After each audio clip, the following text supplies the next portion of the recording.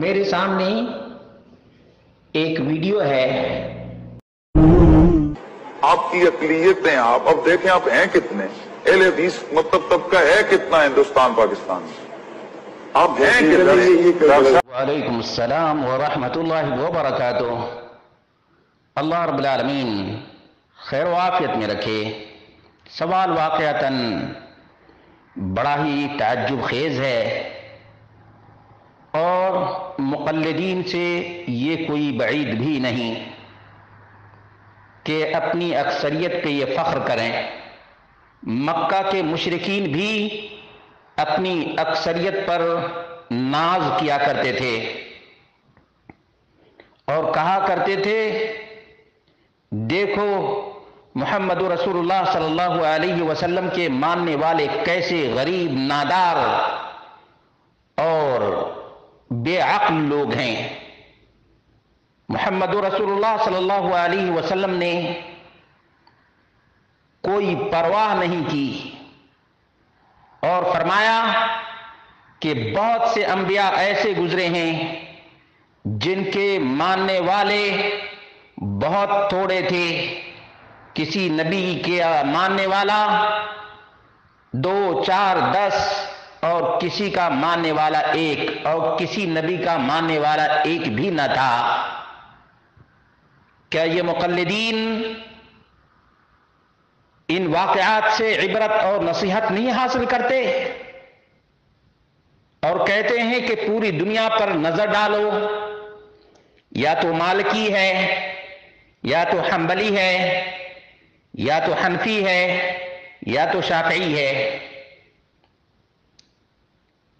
اب اکثریت ہی کی بات لے لیں تو دنیا میں سب سے زیادہ کون لوگ ہیں؟ عیسائی ہیں. سب سے زیادہ کون لوگ ہیں؟ عیسائی ہیں. تو کیا عیسائیوں کی اکثریت کر تمام مسلمانوں کو عیسائی ہو جانا چاہیے؟ نہیں. اگر عیسائی ہونا غلط ہے تو مقلد ہونا بدرجہ اولا غلط ہے.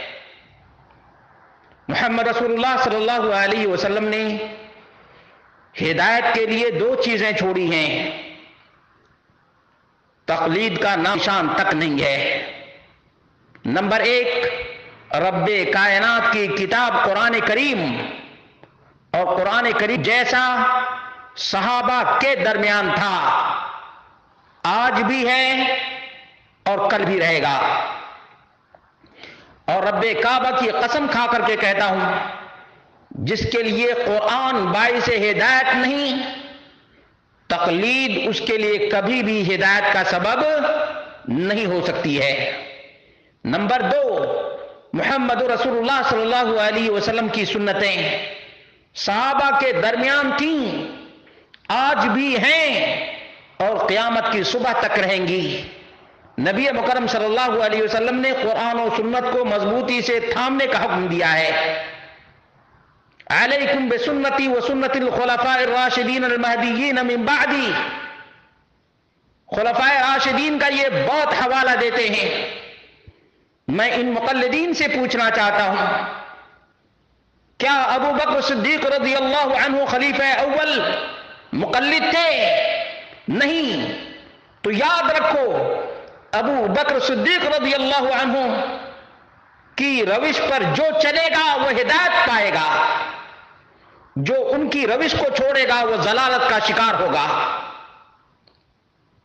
عمر فاروق رضی اللہ عنہ خلیفہ ثانی امیر المومنین جن کی سنت کو پکڑنے کا نبی اکرم صلی اللہ علیہ وسلم نے حکم دیا، کیا وہ ان 4 مذاہب میں سے کسی مذہب کے ماننے والے اور فالو کرنے والے تھے؟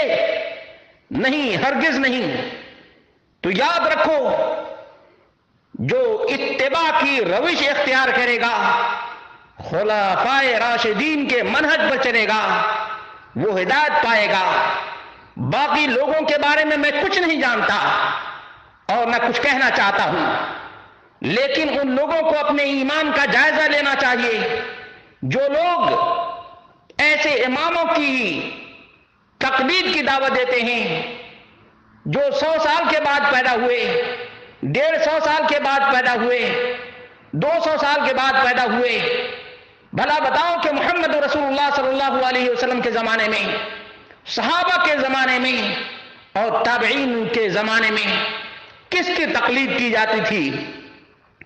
اگر محمد رسول اللہ صلی اللہ علیہ وسلم کے زمانے کے لوگ، صحابہ کے زمانے کے لوگ، تابعین کے زمانے کے لوگ ہدایت یافتہ، تو رب کعبہ کی قسم کھا کر کے کہتا ہوں، قیامت کی صبح تک جتنے لوگ قرآن و سنت اور صحابہ کے منہج پر چلیں گے، کسی کی تقلید ناسدید نہ کریں گے، وہ بھی ہدایت پر رہیں گے، ایسے ہی جیسے صحابہ و تابعین ہدایت پر قائم رہے۔ اور مقلدین کی اکثریت موحدین اور متبعی سنت کے قدم میں لرزش تک پیدا نہیں کر سکتے، اور یہ اکثریت کا جھانسا دیتے ہیں۔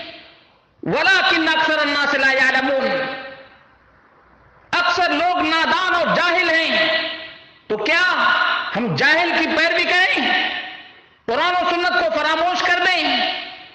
یہی ایمان کا تقاضا ہے، یہی اتباع مصطفیٰ کا حکم ہے۔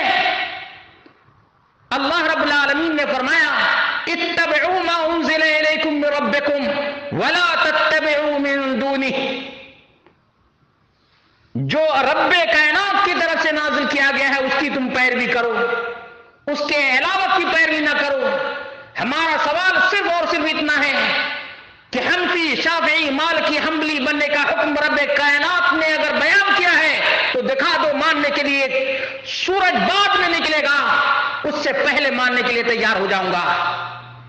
لیکن قیامت کی صبح تک تم کوئی ایک دلیل نہیں دکھا سکتے کہ کسی کو حنفی، شافعی اور مالکی بننا چاہیے، بلکہ اللہ رب العالمین نے اکثریت کے بارے میں کیا فرمایا؟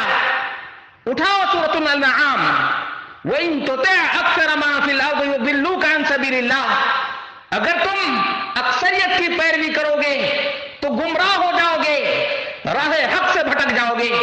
یہ ہم کو راہ حق سے بھٹکانا چاہتے ہیں، اتباع چھڑوانا چاہتے ہیں، اور تقلید کے پٹے کو ہمارے گلے میں ڈالنا چاہتے ہیں۔ رب کعبہ کی قسم ہے، جب تک جس میں جان ہے تب تک قرآن و سنت کی دعوت دیتے رہیں گے، چاہے کوئی کتنا بھی بڑا مقلد آ جائے، ہم درخورِ اعتنا بھی نہیں سمجھیں گے۔ یہ ہمارے ایمان کا مسئلہ ہے، ہمارے عقیدے کا مسئلہ ہے، یہ محمد رسول اللہ صلی اللہ علیہ وسلم سے محبت اور نبی اکرم صلی اللہ علیہ وسلم سے عقیدت کا تقاضا ہے۔